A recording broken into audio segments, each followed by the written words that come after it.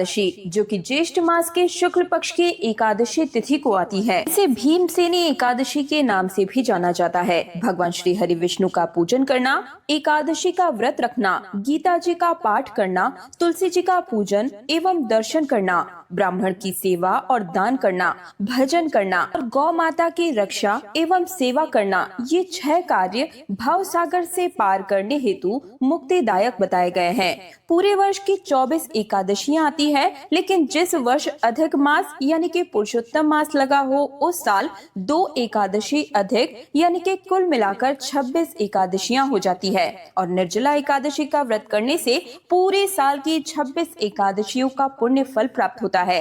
प्रत्येक महीने में 2 बार एकादशी पड़ती है, एक कृष्ण पक्ष की और दूसरी शुक्ल पक्ष की एकादशी, और दोनों ही एकादशी का भिन्न भिन्न महत्व हमारे पुराणों और धर्म ग्रंथ में बताया गया है। निर्जला एकादशी के व्रत में पूरे दिन पानी की एक बूंद भी ग्रहण नहीं की जाती है और द्वादशी तिथि को ही व्रत का पारण यानी कि उपवास खोला जाता है। ये अत्यंत ही कठिन व्रत होता है और भगवान श्री हरि विष्णु की पूजा आराधना करने से भक्तों को दीर्घायु का आशीर्वाद प्राप्त होता है। निर्जला एकादशी के व्रत में प्यास न लगे, इसके लिए राधा रानी ने स्वयं अपनी सहेलियों को कुछ उपाय बताए थे, जो कि आज की इस वीडियो में मैं आप सभी को बताने वाली हूँ। साथ ही जानेंगे कि इस दिन जल से भरे हुए घड़े का दान किस प्रकार से करना चाहिए, निर्जला एकादशी के विषय में सभी शास्त्रीय विधान क्या कहते हैं और इस दिन के सभी शुभ मुहूर्त क्या क्या होंगे, किस समय पर आपको भगवान श्री हरि विष्णु की पूजा करनी है, प्यास ना लगे इसके लिए व्रत से पहले क्या उपाय करना है और पारण के दिन घड़े का दान होगा या फिर व्रत के दिन दान होगा, संपूर्ण जानकारी निर्जला एकादशी के विषय में आज के इस वीडियो में मैं आप सभी को देने जा रही हूँ। एकादशी भी कहा जाता है। पौराणिक कथाओं के अनुसार धर्मराज युधिष्ठिर, अर्जुन, नकुल और सहदेव साल भर के सभी एकादशियों का व्रत रखते थे, लेकिन भीमसेन इस व्रत को नहीं रख पाते थे। कारण था उनके पेट में जलने वाली वक्राग्नि यानी कि जठराग्नि का। एक समय भी बिना भोजन किए नहीं रह पाते थे। भजन करना उनके लिए सबसे ज्यादा जरूरी था। एक दिन भीमसेन ने इस विषय पर वेद व्यास जी से बात की। उन्होंने व्यास जी से कहा कि मैं थोड़े समय भी भूखा नहीं रह पाता, तो ऐसे में एकादशी का व्रत करना मेरे लिए संभव नहीं है। क्या कोई ऐसा उपाय नहीं है जिससे मुझे एकादशी व्रत का संपूर्ण फल मिल सके। ये बात सुनकर व्यास जी ने भीमसेन को ज्येष्ठ मास के शुक्ल पक्ष की एकादशी यानी कि निर्जला एकादशी के महत्व के बारे में बताया। व्यास जी ने कहा कि साल भर में सिर्फ एक एकादशी का व्रत रखने से तुम्हें साल भर की सभी एकादशी का पुण्य फल एक साथ ही प्राप्त हो सकता है। और इसके बाद ही भीमसेन ने इस एकादशी व्रत को किया। ये व्रत बहुत ही कठिन होता है और इसलिए किसी भी प्रकार, किसी भी तरह से रोगी को, वृद्ध लोगों को या फिर बच्चों को इस व्रत को भूल से भी नहीं करना चाहिए। निर्जला एकादशी का व्रत करने से मनुष्यों के कई जन्मों के पाप कर्म जड़ से नष्ट हो जाते हैं तथा पुण्यों का उदय होता है। जब मनुष्य के जन्म जन्मांतर के पाप नष्ट हो जाते हैं, भी उसे सांसारिक एवं भौतिक सुखों की प्राप्ति होती है। और अब जान लेते हैं कि साल 2026 में निर्जला एकादशी व्रत की तिथि कब होगी और इस व्रत के पारण का समय क्या होगा। तो देखिए, निर्जला एकादशी की तिथि की शुरुआत होगी 24 जून 2026 को शाम 6:12 पर और निर्जला एकादशी तिथि का समापन होगा 25 जून को रात 8:09 पर। तो ऐसे में निर्जला एकादशी का व्रत 25 जून 2026 दिन बृहस्पतिवार को रखा जाएगा और निर्जला एकादशी व्रत का पारण का समय होगा 26 जून को सुबह 5:25 से लेकर 8:13 के बीच में। तो इस दौरान आप सभी अपने व्रत का पारण कर सकते हैं। और अब जान लेते हैं इस व्रत से जुड़े हुए संपूर्ण नियम, क्या क्या नियमों के आपको पालन करनी आवश्यकता है। साथ ही जानेंगे कि घड़े का दान किस प्रकार से करना चाहिए और इस व्रत में आपको प्यास ना लगे, इसके विषय में राधा रानी ने कौन सा उपाय बताया है। तो देखिए, जो भी भक्त इस एकादशी का व्रत करते हैं, उनको दशमी तिथि से लेकर द्वादशी तिथि तक कुछ महत्वपूर्ण नियमों का पालन करना अनिवार्य अनिवार्य होता है। इस दिन चावल, लहसुन, प्याज, मांस, मदिरा, मसूर की दाल, कटहल की सब्जी का उपयोग नहीं करना चाहिए। दशमी तिथि के दिन से ही पराये अर्थात दूसरे के घर का भोजन नहीं करना चाहिए। शहद का प्रयोग भी नहीं करना चाहिए। ब्रह्मचर्य का पालन पूर्ण रूप से करना चाहिए। एकादशी के दिन सुबह जल्दी उठकर स्नान करके पूजा अर्चना करके एकादशी व्रत का संकल्प धारण करें। सूर्य भगवान को अर्घ्य दें, माता पिता को प्रणाम करें, तुलसी जी का पूजन करें और गौ माता का भी पूजन करें। इस दिन हमें अन्न और जल ग्रहण नहीं करना चाहिए। लेकिन यदि आपकी शारीरिक स्थिति ऐसी नहीं है कि आप निर्जल रहकर इस व्रत को कर सके, तो फिर ऐसे में आप संकल्प के दौरान ही जल और फल के साथ भी इस व्रत का संकल्प ले सकते हैं। लेकिन निर्जला एकादशी के व्रत में वैसे तो निर्जल रहकर ही व्रत करना चाहिए, तभी आपको पूर्ण फल प्राप्त होता है। लेकिन यदि आपकी शारीरिक स्थिति सही नहीं है तो आप भगवान को प्रणाम करके इस व्रत के संकल्प के दौरान कह सकते हैं कि हे प्रभु, मेरी शारीरिक क्षमता इस प्रकार की नहीं है कि मैं पूरे दिन निर्जल रहकर इस व्रत को कर सकूं। वैसे में मेरी जो क्षमता है उसके अनुसार ही मैं आपके निमित्त इस व्रत को समर्पित करती हूँ या करता हूँ। मैं फल और जल के साथ ही इस व्रत को करूंगी।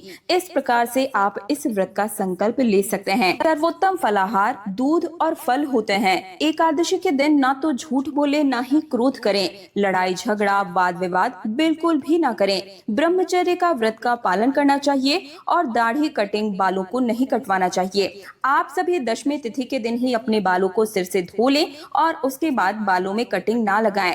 रात्रि जागरण का इसमें विधान होता है।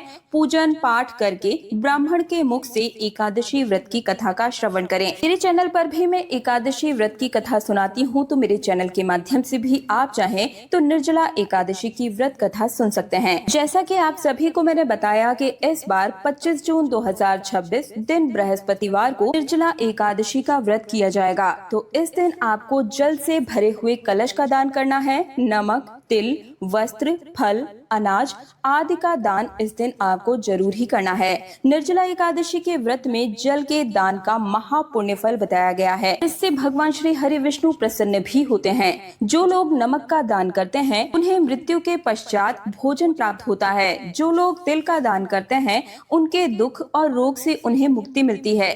ज्योतिष शास्त्र के अनुसार निर्जला एकादशी के दौरान भीषण गर्मी का प्रकोप होता है और इसलिए ठंडक पाने वाली चीजों का दान करना चाहिए। इसके साथ साथ ही इस दिन जल का दान करना भी बड़ा ही शुभ बताया गया है। कहते हैं कि इस दिन गुड़ का दान करना भी बड़ा ही शुभ है। निर्जला एकादशी पर गुड़ का दान करने से रिश्तों में मिठास आती है। निर्जला एकादशी के दिन जूते का भी दान किया जाता है। कहते हैं कि जूते का दान करने से मोक्ष की प्राप्ति होती है और निर्जला एकादशी के दिन अनाज का भी दान करना चाहिए। कहा जाता है कि इस दिन अनाज का दान करने से घर में कभी भी अन्न के भंडार खत्म नहीं होते हैं। निर्जला एकादशी के दिन जरूरतमंदों को शरबत पिलाना चाहिए। कहते हैं कि इससे हर प्रकार की मनोकामनाएं पूर्ण होती है तथा माँ लक्ष्मी का आपके घर में वास होता है। शास्त्र कहते हैं कि इस दिन सुयोग्य ब्राह्मण को जूते दान करना बेहद ही शुभ होता है। इस दिन जूते का दान करने वाले व्यक्ति को सोने के विमान में बैठकर स्वर्ग लोक जाने का सौभाग्य प्राप्त होता है। निर्जला एकादशी के व्रत में हमें छाया दान भी जरूर ही करना चाहिए। यदि आपका सामर्थ्य हो तो कहीं पर प्याऊ लगवाएं, वस्त्र का दान करें। कहा जाता है कि इस दिन किए गए जितने भी दान होते हैं मृत्यु के पश्चात यम की यातनाओं से आपको बचाते हैं और भव सागर को पार करते समय यही संपूर्ण सामग्री हमें काम आती है। यानी कि यदि हमने छाया दान किया होगा तो भव सागर की यातना के समय हमें इससे ही छाया प्राप्त होगी। यदि हमने गौ का दान किया होगा तो गौ माता हमें भव सागर से पार करने में हमें सहायता प्रदान करेगी। यदि हमने अन्न और भोजन दान किया होगा तो जब हमें भूख लगेगी तो यही अन्न हमारे सामने आएगा। प्याऊ अगर हमने दान किया है तो जल हमारे सामने आएगा। इस दिन मौसमी फलों का दान भी अवश्य ही कीजिएगा, जैसे कि आम, खरबूजा, तरबूज, ककड़ी इत्यादि। और अब जान लेते हैं कि निर्जला एकादशी के व्रत में हमें प्यास ना लगे इसके लिए हमें क्या करना चाहिए। साथ ही निर्जला एकादशी के व्रत में पानी हमें किस समय पीना चाहिए, क्योंकि कुछ लोगों का मानना है कि रात 12 बजे के बाद हमें जल ग्रहण नहीं करना चाहिए। वहीं कुछ लोग कहते हैं कि ब्रह्म मुहूर्त के पहले तक हम जल पी सकते सकते हैं। देखिए, शास्त्र कहते हैं कि जो भी व्रत हम सभी करते हैं वो सूर्य उदय से लेकर सूर्य उदय तक होता है। तो आप सभी चाहें तो रात 12 बजे के बाद भी जल ग्रहण कर सकते हैं, क्योंकि सूर्य उदय होने के बाद से आपका व्रत शुरू होता है और सूर्य उदय होने के बाद ही समाप्त भी होगा। इस व्रत में स्कंद पुराण में वर्णन आता है कि जो एकादशी है इसमें आपको जल जो है वो बिल्कुल ही वर्जित होता है। लेकिन कब से कब तक? तो देखिए, सूर्य उदय के बाद से अगले सूर्य उदय होने तक, यानी कि द्वादशी तिथि का जो सूर्य उदय हो जाएगा तब आप जल पी सकते हैं। व्रत आदि का पारण आदि आप कर सकते हैं पूजन करने के बाद में। तो देखिए, शास्त्रीय प्रमाण के आधार पर तो यही लिखा हुआ है कि रात 12 बजे के बाद भी आप खा पी सकते हैं। सूर्योदय होने से लेकर अगले दिन सूर्य उदय होने तक ही आपको व्रत के सभी प्रकार के नियमों का पालन करना चाहिए। यहाँ एक चीज और बताना चाहूंगी। देखिए, कुछ लोग कहते हैं कि निर्जला एकादशी का व्रत शुरू होने से पहले सुबह सुबह बहुत सारी चीजें खा पी लेते हैं। कुछ लोग तो यहाँ तक कि घी पी लेते हैं ताकि पूरे दिन उन्हें भूख प्यास ना लगे और आराम से उनका जो व्रत है, निर्जल व्रत, वो संपन्न हो जाए। अनेकों लोग इसके लिए अनेकों उपाय करने का प्रयास भी करते हैं, लेकिन ये बिल्कुल ही अनुचित है। ये छल है परमात्मा के साथ। ये बिल्कुल भी ठीक नहीं है। आप बिल्कुल भी मत कीजिएगा। या तो आप निर्जला व्रत का ही संकल्प लें, नहीं तो फिर आप चाय पानी के साथ भी इस व्रत का संकल्प ले सकते हैं। इतना भी ना हो पाए तो फिर आप फलाहार के साथ भी इस व्रत को कर सकते हैं। एक बात और बताना चाहूंगी, यहाँ पर शास्त्रों में कुछ विधान लिखे हुए हैं जिनके अनुसार आप इस व्रत में जल पी भी सकते हैं, लेकिन केवल 2 स्थानों पर। देखिए, शास्त्र कहते हैं कि कंठस आचमन वार वर्ष युतो कदम बुद्ध, अर्थात कुल्ला जो हम करते हैं ना, जब भी लोग शौच इत्यादि करते हैं उसके बाद में कुल्ला किया जाता है। शास्त्र नियम ये कहता है कि कुल्ला इस व्रत में हमें अवश्य ही करना चाहिए। 3 बार कुल्ला करने का विधान है, तभी उस शौच की शुद्धि होती है। अगर आप दिन में स्नान आदि करने के बाद भी शौच इत्यादि जा रहे हैं तब भी आपको हर बार कुल्ला जरूर ही करना चाहिए। इसमें हम जल मुख में ले सकते हैं, क्योंकि ये जो जल है वो हमें पीना नहीं होता है।